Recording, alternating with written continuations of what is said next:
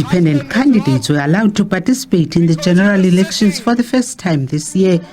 This is due to an amendment to the Electoral Act signed into law in April last year.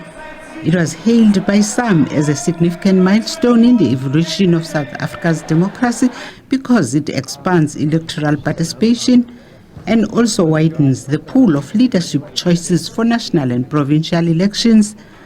But as results proved, the system is skewed against them.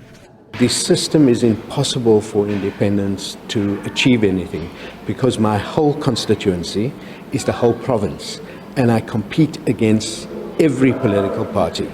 It's not like there is a constituency which is demarcated. So I was organized only in the city with 40 wards. In reality, if they divided the country proportionately, I would have had to work in a quarter of those wards. And for me, that is what independence, that was the biggest problem for independence.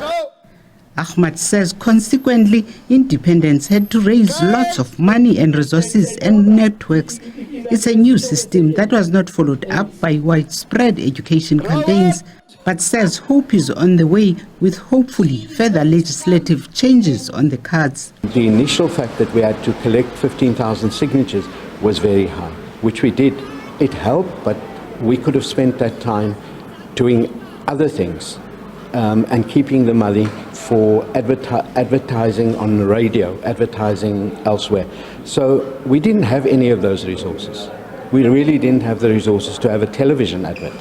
One. So yes, the system is rigged against independence and we have to push with other parties in Parliament because the Home Affairs Minister set up a committee that will have to look at changing again or refining the system for independence. Achmat has accepted the election results and has withdrawn his name from the list of smaller political parties in the Western Cape that have raised complaints with the IEC. And he says that's not because of lack of merit in the complaint, but because that would make no material change to the general election result. The social justice activist is hoping for a minority government nationally as there's no outright winner.